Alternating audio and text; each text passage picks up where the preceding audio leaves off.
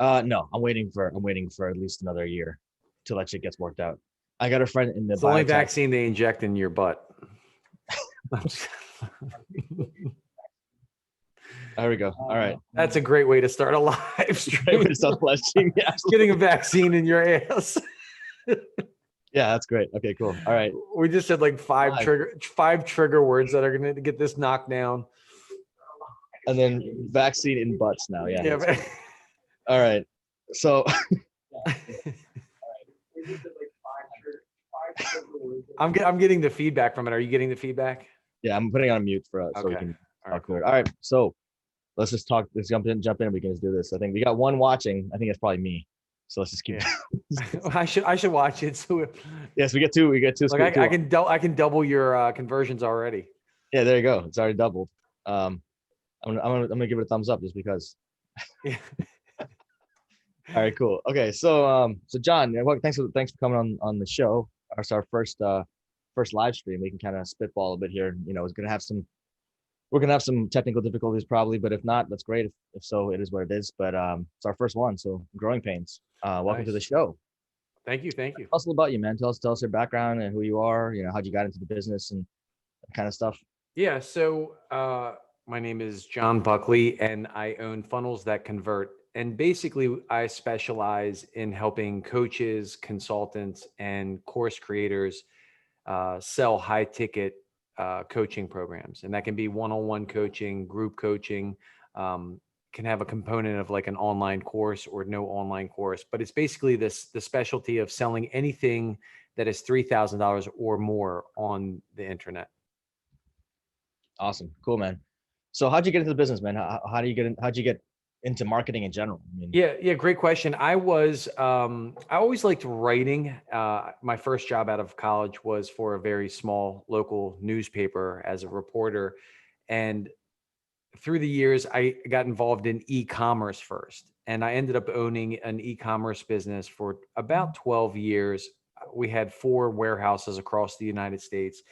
And by the 10th year, we started running into problems with the business in such a way that we didn't feel like reinventing the wheel and rebuilding something that had been alive that long. So we decided to move on. And I was like, okay, what do I do now?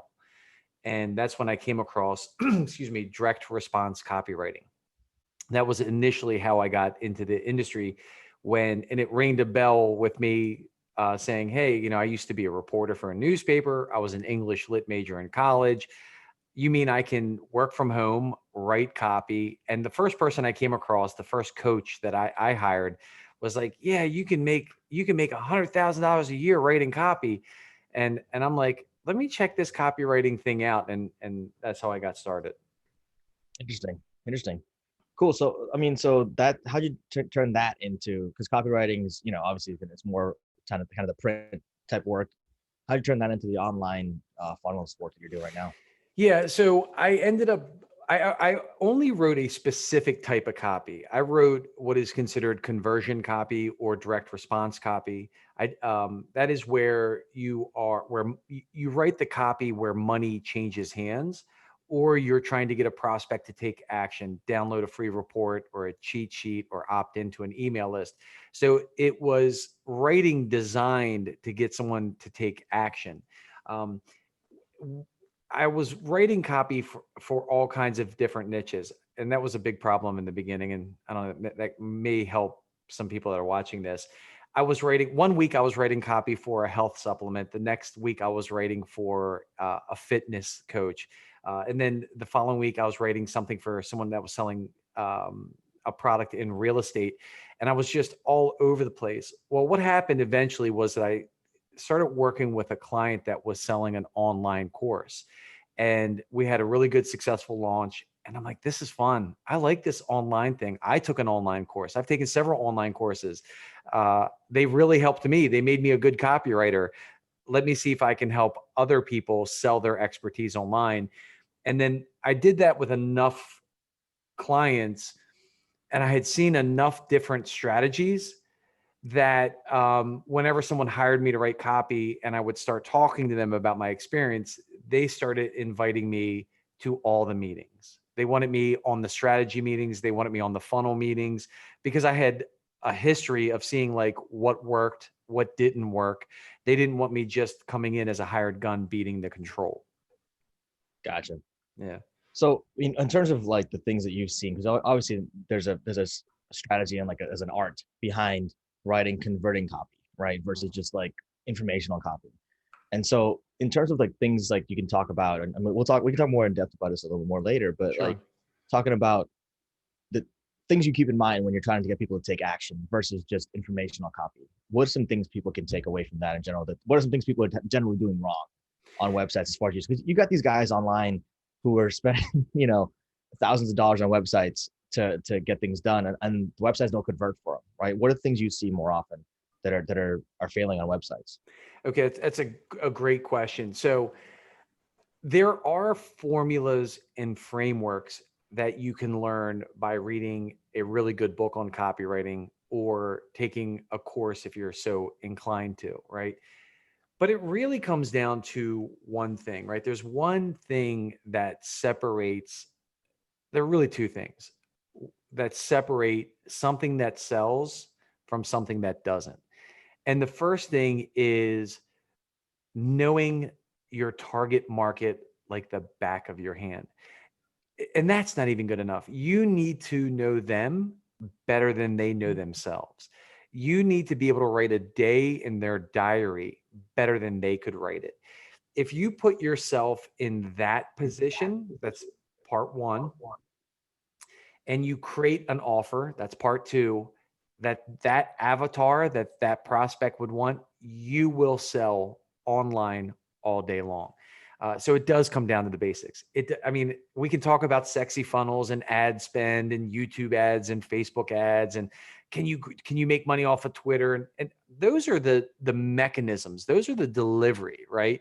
Those are the attractors. But that front end piece of speaking your market's language and knowing them is more about knowing their psychographics, right? And psychographics are demographics really don't sell unless you're doing something where you work with female clients or you work with men over 40, right? Demographics play a little bit more of an important role, but the psychographics, what kind of music do they listen to? When they wake up in the morning, what are they doing? Are they turning on Spotify? Are they talking to Alexa? Like if you know that and you put that into your copy, man, night and day difference. I was checking to make sure my Alexa didn't go on because she does. But no, but that's massive, man. I mean, like, Alexa, does Drew listen to John Tesh? I don't know who that is. There's some You woke up. She's like, sorry, I don't know that one. That's great, cool. Yeah, I have no idea what that is. some But Yanni. Do you know who Yanni is? yeah, I know who Yanni is. Yeah, Okay. I mean, Of course, you I know who Yanni is. No, I'm just right. kidding. I always confuse Yanni with Weird Al Yankovic for some reason. They have long hair. They have long 80s hair. Yeah, exactly. The Jerry Curl type hair, right? The long, yeah. Um, no, but that's huge. No, knowing your market is, I mean, like, because you got to speak their language, like you said, right? You got to be able to talk to them and talk to their pains, and because otherwise, if you don't understand their pain, you can't understand how to help them, and you have to communicate that, right? So that's huge. So in terms of things you've seen for during COVID versus pre-COVID, like what are some trends you're seeing that are popping up now that, or maybe there aren't any real differences, but what are you seeing right now versus what you were seeing before? Or is it the same? Is it different? It depends on what niche you're in, right? So if I can speak for me personally right now, and then maybe try to make some broader observations. This space is growing faster. Okay. You thought it was growing fast, like the online course, the online coaching, the online consultant. I think the famous stat is Forbes magazine says that the online information business, the online coaching business, was a $325 million a day market. And Forbes magazine says, and I think I have the math right on this. It's been a while. I looked at it. By 2025, it's gonna be 1 billion a day, right? So I think that was before COVID. I think, and we'll put in the comments or the notes below if my math. The point is, they were before coronavirus. They were predicting a massive expansion of the online industry, right? I think this has accelerated it. So many people I think this has been a big box shaking event for people. And I think a lot of people needed the box shaken. I'm a copywriter. I don't know. They needed this to happen to the box. Okay, this. And it kind of was like woke them up. And it was almost like, they drive the same route. They get up at the same time every day. They have the same morning routine. They get in their car and they drive to work every day and they deal with things they like or don't like at work every day. And then they drive home. This one was like, I'm waking up and I'm not driving to work. And I think that more people started exploring online opportunities in the past 6 months, 6 or 7 months, I forget how, where we're at here, 7 months, that this market has expanded faster. So that's what I've noticed on my end, in my industry. Yeah, I mean, that makes a lot of sense. I think I can't tell you a number of people ads I see on Facebook about like, there's a new one every day with someone popping up about, hey, do your online course, do this, do that, like what can you do for your business, and make an online course. And it's at what point do you think the market gets saturated with that though, right? At what point does it become like, there's just too many of them out there and it just stops being profitable?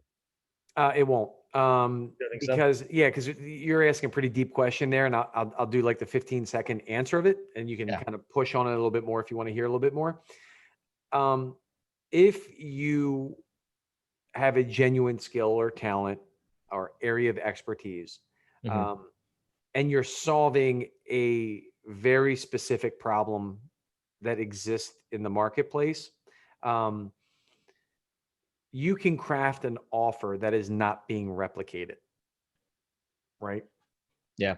And it's very unique. So there are probably a million freelance courses out there, right? Like how to become a freelancer. But there's probably not as many on how to become a freelance copywriter, right? Or like how to become a freelance email copywriter. I mean, like if you know the niche and you know the problem in that niche and you craft an offer for that, I don't think it's going to become saturation. Things that might get saturated. I mean, Facebook ads experts are a dime a dozen. It feels like everyone Yeah. knows how to do Facebook ads. But I don't know, any type of offer that you create as you evolve it is going to become a unique expression of you. And it's not replicable really in many ways. Okay. So as people are doing that, when people are creating their offers, you mentioned like refining the offers essentially over time. How much, I guess, how tough to phrase this question, but how refined do you need the offer to be for it to be something to put out there? Because people are gonna they're gonna keep tweaking it, right, until they get something that they feel like they can get out there. I mean, what's the point where they're like, what, this is good enough to offer, and then iterate on that? Yeah. So that's a really good question too. There's something called MVO, minimum viable offer. Mhm. And you really want to play at the edges of it's going to sound wrong and I'll clean it up. What's the least you can give to get a result? Okay. Whether it's a relationship coach, whether you're helping someone sell online information, whether you're a business coach, what is the minimum amount that I can offer, minimum viable offer that will give my clients results? Most people think of it like, oh, I'm going to give you this and you get this and you get this. And that doesn't sell, right? What sells is, hey, you have a problem. You're trying to get to here and you're experiencing a roadblock. I can move that and you can get here. And all you need to do is just come up with your minimum viable offer. We can get into, if you want, if you're brand new, how you would start that. And if, of course, if you currently have it, what you can do. But yeah, you want to just kind of develop your minimum viable offer. Okay. And when people are doing that, I mean, what do you advise in terms of being able to determine, because you mentioned something important, I think, and like I said, it sounded kind of bad, but I think the part people focus on is the first, like, minimum, like what's the least you can do, but they Right. don't realize you're still delivering the result. I said That's it. result. Yeah. Right. The operative word in that sentence was result. Exactly. Right. Yeah. And I think people can focus on the result, not the not the offering. I think that's the cool thing to notice is like you're still helping them get. You're still. It's not like you're just like, okay, what's the minimum I can do without you getting upset? No, it's about still delivering that result, right? So how do they know what are some strategies they can use to refine that? I mean, it might not be a fair question, but No, what are no, some no, that's a good question. Yeah, I would want to answer it this way, right? What tends to happen? The mistakes in my market. Like I can give you what the mistake, like my prospects, when they've come to me, why are they coming to me? Like what roadblock, what are they trying to fix? Mhm. A lot of times they spent 6 months building a course without even going out to the market, talking to the market and asking the market if they wanted it. And they're like, why won't this sell? Right. Um, there are this, I heard this one recently, not again. I was an English lit major, but if you're not making an income 10K, 20K or more, it actually should be a lot more than that before you even turn to a book. I've had clients come to me that say they spent the last year writing a book. And I'm like, well, how many students do you have?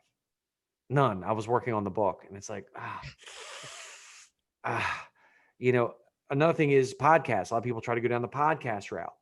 What you need to do is get out and talk to your market. And you can do that through organic. That's the cheapest way, right? If you don't have a validated offer is something that you've sold to at least 3 people. You need to validate your offer, right? So you need 3 sales. And to answer your question directly, don't charge a lot for this. Don't do it for free. That's another mistake. That's a huge mistake. They're not going to be committed and you're not going to be committed. Trust me. Charge. Is to just charge if you're ultimately wanting to get to like a $3,000 or $6,000 coaching package, do it for 1,200, and then work with those 3 clients, and you'll know how you need to deliver the goods to get the important word result. Yeah. That's huge, man. And that's actually gold right there. Honestly, that strategy, like just the 3 clients and then the low cost, not free, because a lot of people I know in the coaching industry, people err on the side of free, right? And it's like, oh, let's do coaching for free because at least I get some feedback, and then they wonder why people don't show up, while they're not committed to the coaching, and then they wonder why when they get the referrals, people end up being either flaking on them or not expecting them to charge as much as they end up charging, right? Yeah, and So it's like Nassim Taleb. I don't know if you've heard of him. Skin in the Game. mm, Yeah, I mean, it's like anytime you hand out something look, I've been selling. I've been working with clients that do anywhere from 20 to 180K a month, right, in coaching business. I've tried telling certain family members like, do this, do that, do this, and it's free, and they never do it. I mean, they literally have, because I'm a family member, they literally have free access to me, like where yeah. I'm charging clients to talk the kind of talk you and I are having, right? Um, they don't do it. And then I had, my brother who actually just said for his own psychology, he wanted to give me something. I said, dude, you're my brother. He's like, no, man. I actually want to have some skin in the game because he knows how that principle works. And Mhm. he was up and running. He went from 0 to 5 grand in 3 months. And then, yeah, so make charge people. Yeah. No, I mean that's one of the things in coaching. You don't coach friends and family because one, they're not going to listen. They don't value it, right? I mean, it's not the same thing. I And know. it's just it's the same thing with organizations though. Like you look at organizations, you got an employee who's screaming for 5 years, hey, this is the problem, this is the problem, this is the problem.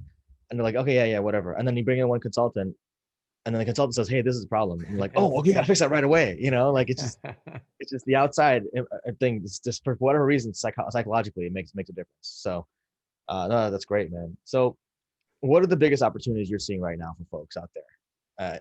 With the way things are going, with the trends you're seeing, what are the biggest opportunities that the people can take advantage of and the people are missing?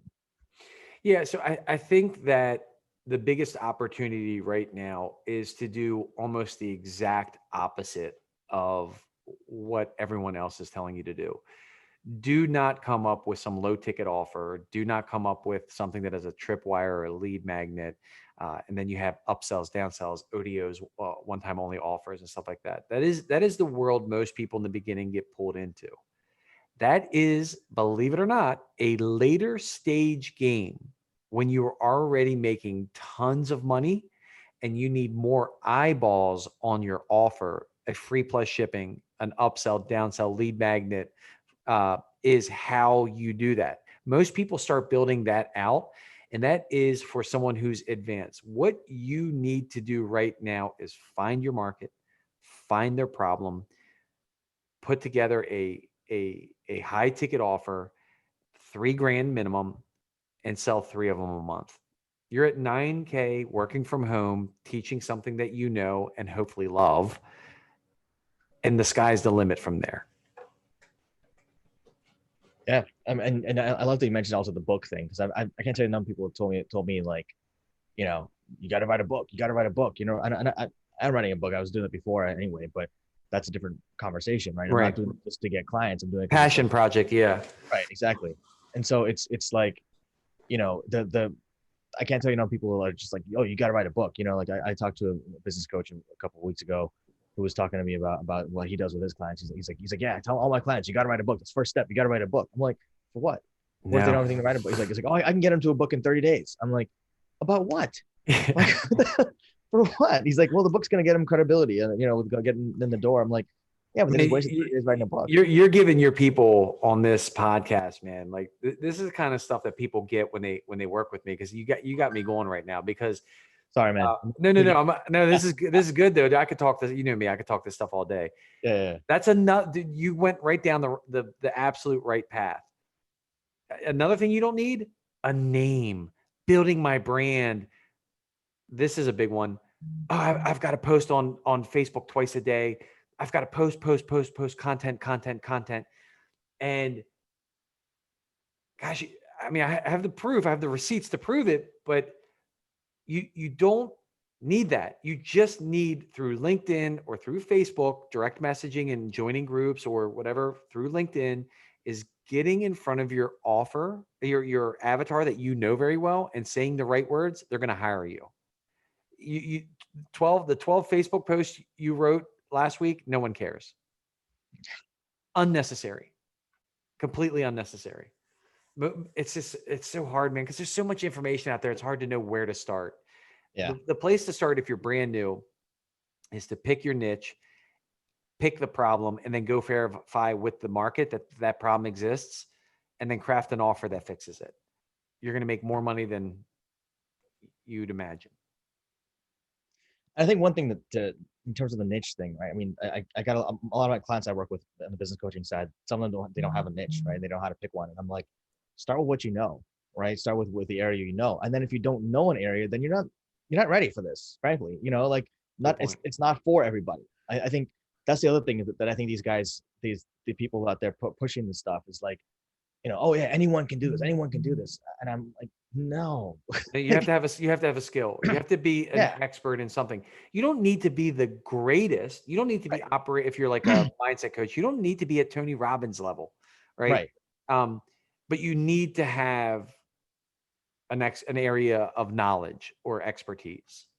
Right. Exactly. And you can't just pick up and do it like with nothing, right? Like, no, that's a whole nother. I don't work with people that are before the knowledge stage. Yeah.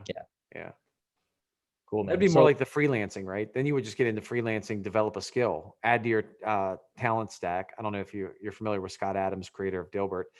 He popularized the idea of what very successful people have is a bunch of individual talents that they stack that they're not number one in, but they're like a good writer. They have a good sense of humor. Now you're a writer with a sense of humor, right? Like you just start building that talent stack. I mean, they're at that early stage. Yeah. Yeah. And if you think about it on the kind of switching around perspective wise, that's almost an avatar in itself, right? When you create that talent stack, it's a certain avatar you're looking at, right? Like a person who has these qualities and has this ability and these things appeal to them is fascinating that way. But sorry, just random thought. Yeah. But no, I mean, and I think that's important to look at though, is like, you know, what's your area of expertise, and if you don't have one, develop one, right? But I think everyone wants things now. They want things like right now. Well, what can I do right now? Well, you can start slow, right? Start building that skill set, start building that skill stack, like you said, and get out there and see the world first and see what's actually out there. before you, because I mean, everyone's looking, I think they're looking at these folks who have these overnight successes and thinking that that's what everybody does, you Right, know, right. and it's just, there's a reason those things happen. Those things, they're stories because they're rare, right? Otherwise, it wouldn't be a story. Yeah, I mean, the thing is too is like, let's say that you want to get into a certain industry. Well, do what you're going to one day ask your clients to do. Go hire an expert. Hmm. So many people are not willing to do that in the beginning. Once you reach a certain level, you realize it's all paying someone to model what they're doing. Yeah. That's a little hidden secret gem right there. I mean, most people should know that by now, especially in 2020 with the age of the internet. Like, go hire a coach or a consultant or an online course to teach you how to do, like me, copywriting or Facebook ads or YouTube ads, right? Yeah.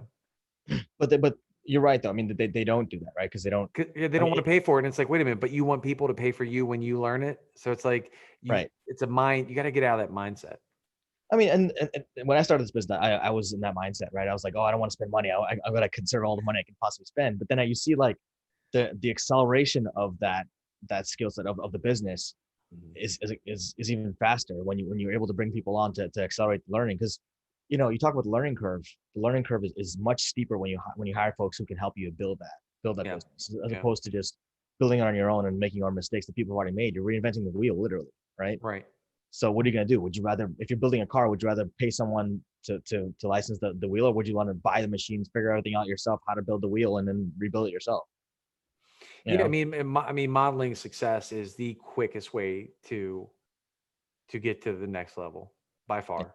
And in my experience, I mean, you can figure it out on your own. I mean, most of us are smart enough to, it just takes a lot longer. absolutely. So yeah, man, we're coming up to a little bit of time here. I don't want to take too much of your time. I appreciate the time you Hey, invested man. so far. This is awesome. This has been, honestly, I mean, it's our first live stream So thing, it's but been your best live stream. yeah, it's my best live stream. I agree. It's my That's best. right. But what are some things you want to close with in terms of closing thoughts, or anything that you want to leave folks with to end the things here? Yeah, I mean, I think I kind of just recapping a little bit about what we were just talking about. One of my moment of clarity came by luck. I was working with a client back in the day, and they had paid into a high ticket program with a top tier marketer, and this client and I were butting heads. And he said to me at one point, he goes, "Look, man, I'm just going to give you my username and password. I need you to go see what I'm studying, and maybe we'll be on the same page." And I went in there, and um, I was like, whoa, this is deep. This is the real deal. And I got lucky on this. And I immediately called that client back and I said, I'm going to do all your copywriting for free. The project that he had hired me for us, it's on the house under one condition: you don't remove the password from me. And he said deal. And that was when it changed, right? And that's when I'm kind of embarrassed to say is back then, would I have been willing? It was like a $7,000 program, something like that, 7,000. Would I Mhm. have been willing to? I'm almost ashamed to say that I think I would have turned that down. And that program did change my life. It changed my business. Now I've added, I keep paying. I'm always hiring coaches and consultants for my own business. But Sure. that was that first moment that was a big breakthrough for me, and that I realized, whoa, this is how the game's really played. You pay people to tell you what you don't know. Absolutely. That's Yeah. awesome, dude. And yeah, definitely with that client one for sure back then, Oh man, right? oh, we're still friends, of course, That's right? awesome. Yeah, him and I Yeah, still talk. Yeah, every day. Yeah, almost every day. that's awesome. So how do people get in touch with you if they want to? Yeah, my email's simple, John, John, at funnels.convert.com. That's John at funnels with an S, that convert.com.